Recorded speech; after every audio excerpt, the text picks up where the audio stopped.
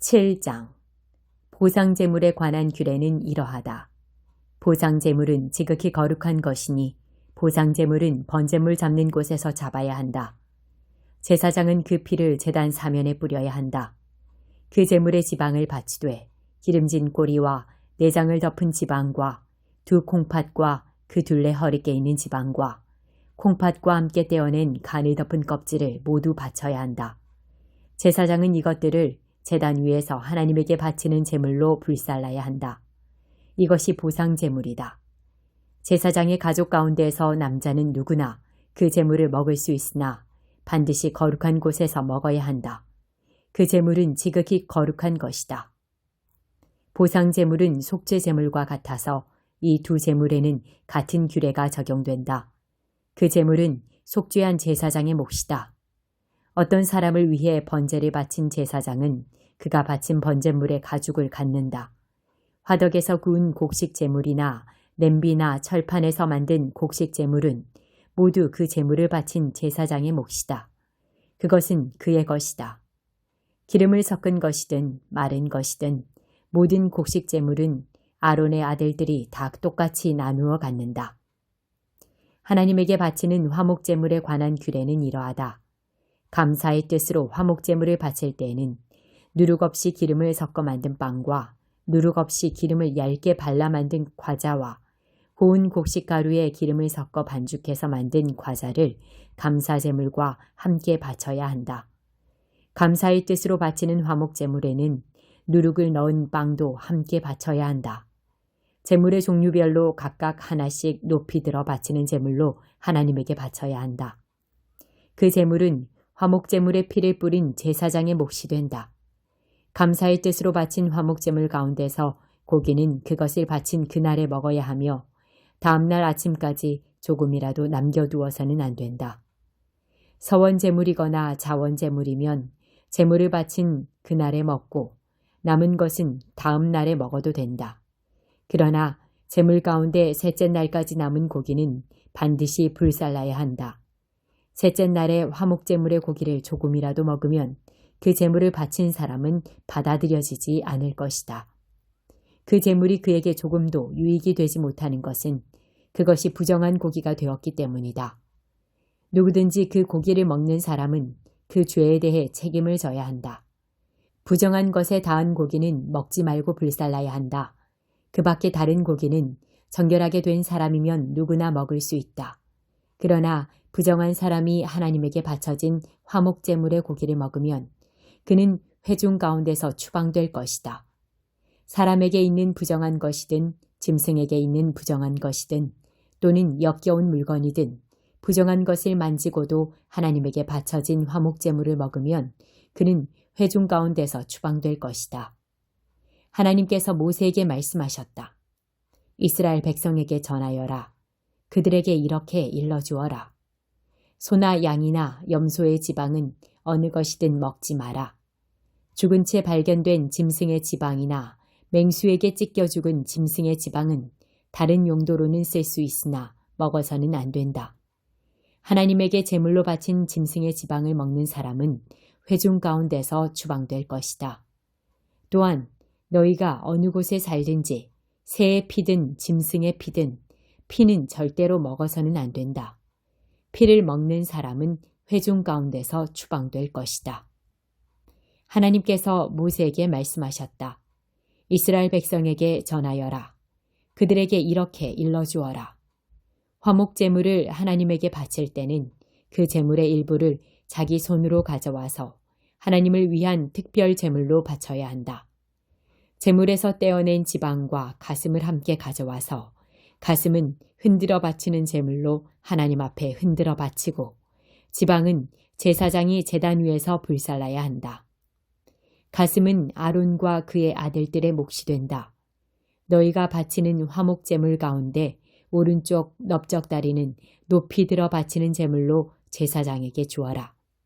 오른쪽 넓적다리는 아론의 아들들 가운데 화목제물의 피와 지방을 바치는 제사장에게 주어 그의 몫이 되게 하여라. 이스라엘 자손의 화목제물 가운데서 흔들어 바치는 제물의 가슴과 높이 들어 바치는 제물의 넓적다리는 내가 제사장 아론과 그의 아들들에게 준다. 이것은 그들이 이스라엘 백성에게서 받을 영원한 보상이다. 이것은 아론과 그의 아들들이 제사장이 되어 하나님을 섬기도록 세워진 날부터 하나님의 제물 가운데서 그들이 받게 될 몫이다. 하나님께서는 제사장들이 기름 부음을 받은 날부터 이것을 그들에게 주도록 이스라엘 백성에게 명령하셨다. 이것은 대대로 지켜야 할 영원한 규례다. 이것은 번제물, 곡식제물, 속죄제물, 보상제물, 위임식제물, 화목제물에 관한 규례다. 이는 신의 광야에서 이스라엘 백성에게 하나님께 제물을 드리라고 명령하신 날에 하나님께서 신의 산에서 모세에게 주신 규례다. 7편 다윗의 시. 하나님, 하나님, 추격이 극심하여 죽을 힘 다해 주께 피합니다. 저들에게 붙잡히면 나는 끝장입니다. 사자처럼 사나운 적에게 갈기갈기 찢겨 숲으로 끌려가게 될 것입니다. 찾느니 기억해주는 사람 없이 버려지고 말 것입니다. 하나님, 저들 말대로 내가 친구를 배신하고 원수들에게 바가지를 씌웠다면, 정말로 내 손이 그렇게 더럽다면 저들이 나를 붙잡아 깔아뭉개게 하시고 나를 진흙탕에 처박게 하소서. 하나님, 일어나소서. 광포한 원수들에게서 주님의 거룩한 분노를 쏟아내소서. 하나님, 깨어나소서. 나를 고소한 자들이 법정을 가득 메웠습니다. 지금은 판결을 내리실 때입니다. 재판석에 좌정하시고 주님의 법봉을 두드려 나에 대한 거짓 고소를 기각하여 주소서. 나는 준비되었습니다. 주께서 무죄의 판결을 내리시리라 자신합니다. 하나님, 악인들의 악을 끝장내시고 우리에게 주님의 명령을 공표하소서. 주님은 우리 인생을 단련시키는 분, 우리의 약한 곳을 살펴 헤아리시고 우리의 거친 곳을 깎아 다듬으시는 분. 주께서 바로잡으시고 붙들어 주시니 이제 내가 강건하고 안전합니다. 존귀하신 하나님은 매사를 올바르게 행하시는 분, 그러나 언제라도 노여움을 터뜨릴 수 있는 분. 아무도 빠져나가지 못한다. 하나님께서 이미 행동에 돌입하셨다. 숫돌에 칼을 가시고 활을 메워 시위에 화살을 얹으시며 손에는 흉기를 드셨다. 화살마다 불이 붙어 이글거린다. 보라, 저 사람을 죄와 간통하여 악을 잉태했구나. 오, 보라, 악의를 낳았는데 거짓을 낳았구나. 날마다 삽질하며 저 곧게 뻗은 외길 밑에 함정을 파고 은폐하는 저자가 보이느냐. 돌아가 다시 살펴보아라. 거기에 거꾸로 처박힌 채 바람결에 흔들리는 두 다리가 보이리라. 남에게 끼친 해악은 맞불이 되어 돌아오고 남에게 가한 폭력은 부메랑이 되어 돌아온다. 나 모든 일을 바로잡으시는 하나님께 감사하리라. 지극히 높으신 하나님의 명성을 노래하리라. 8편 하나님, 찬란히 빛나는 주님. 주님의 이름은 이제 모르는 사람이 없습니다. 주님을 높이며 젖먹이들이 옹알이로 합창하고 막 걷기 시작한 어린아이들이 목청껏 노래하니 원수의 말소리 묻혀버리고 무신론자의 짓거림도 잠잠합니다. 주님의 거대한 하늘, 캄캄하고 광대한 하늘을 우러러봅니다. 손수 만드신 하늘 보석, 제자리에 박아 넣으신 달과 별들을, 그리고 한없이 작은 내 모습에 깜짝 놀랍니다. 우리가 무엇이기에 이토록 걱정하시고 우리 인생길이 무엇이기에 이토록 살뜰히 살피십니까? 하지만 우리는 신들보다 조금 못한 자들, 주님은 에덴의 새벽빛으로 빛나는 우리에게 손수 지으신 세상을 맡기시고 창조의 임무를 되새기게 하셨습니다. 양떼와 소떼, 들짐승들, 날아다니는 새들과 헤엄치는 물고기, 깊은 바다에서 노래하는 고래들을 다스리게 하셨습니다. 하나님, 찬란히 빛나는 주님, 주님의 이름이 온 세상에 메아리칩니다. 22장. 좋은 평판이 벼락부자가 되는 것보다 낫고 넓은 도량이 은행에 쌓인 돈보다 낫다. 부유한 사람과 가난한 사람은 동등한 존재다. 하나님께서 그들 모두를 지으셨다. 신중한 자는 문제를 미리 알고 피하지만 어리석은 자는 되는 대로 살다가 호되게 당한다. 온유하고 하나님을 경외하는 사람은 재산과 영예와 만족스러운 삶을 보상으로 받는다. 마음이 비뚤어진 자는 곳곳이 파인 진창투성이 위험한 도로를 다닌다. 그 길로는 얼씬도 하지 않는 것이 좋다.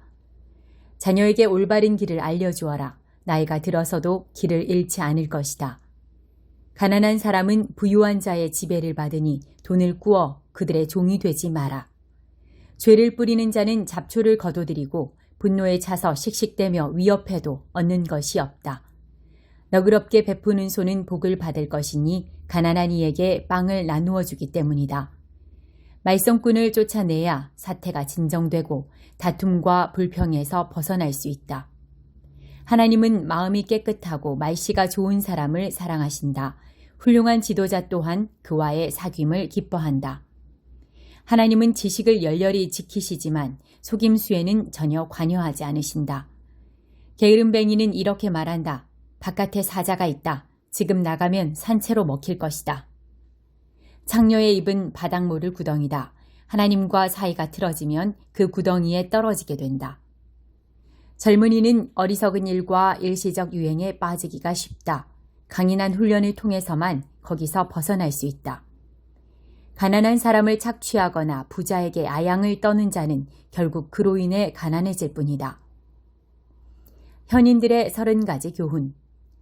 내 지혜를 귀담아 듣고 내가 가르치는 교훈을 마음에 새겨라. 그 내용을 달게 여겨 깊이 간직하면 내 입으로도 그것을 거침없이 말하게 될 것이다. 하나님을 신뢰하는 것을 너의 기초로 삼게 하고자 바로 여기 그 내용을 펼쳐 보인다. 내가 검증된 삶의 지침, 훌륭한 원칙 30가지를 알려주겠다. 내 말을 믿어라. 이 유효한 진리들이 너를 보는 사람들에게 대답할 수 있게 해줄 것이다. 가난을 이유로 가난한 이들을 짓밟지 말고 지위를 이용해 약자를 억압하지 마라. 하나님께서 그들을 지키러 오시리니 네가 빼앗은 목숨을 내게서 빼앗아 그들에게 돌려주실 것이다. 화내는 사람들과 어울리지 말고 성미 급한 자들과 함께 다니지 마라. 고약한 성민은 전염성이 강하니 영향을 받지 않도록 조심하여라. 무지개 끝에서 금단지 찾는 요행수를 바라지 말고 행운을 잡겠다고 집을 담보로 잡히지 마라. 빚을 청산해야 할 때가 오면 몸에 걸친 옷 하나 간신히 건질 것이다. 오래전 선조들이 세워놓은 토지 경계표를 몰래 옮기지 마라. 일을 잘하는 사람들을 눈여겨보아라. 노련한 일꾼들은 찾는 사람이 많고 칭찬을 받는다. 그들은 누구에게도 밀리지 않는다. 데살로니가 전서 1장. 나 바울과 실로아노와 디모데는 데살로니가 교회 곧 하나님 아버지와 주 예수 그리스도께서 모아주신 그리스도인들에게 문안합니다. 놀라우신 하나님의 은혜가 여러분과 함께하기를, 하나님의 든든한 평화가 여러분과 함께하기를 바랍니다. 강철 같은 확신. 우리는 여러분을 생각할 때마다 여러분을 두고 하나님께 감사를 드립니다. 우리는 하나님 우리 아버지 앞에서 여러분의 믿음의 행위와 사랑의 수고와 우리 주 예수 그리스도를 따르면서 보여준 소망의 인내를 떠올리며 밤낮으로 기도합니다.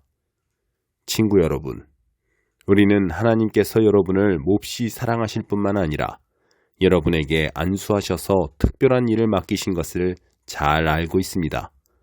우리가 여러분에게 전한 메시지는 그저 말에 그치지 않았습니다. 여러분 안에 무엇인가 중요한 일이 일어났습니다. 성령께서 여러분의 확신을 강철같게 해주셨습니다.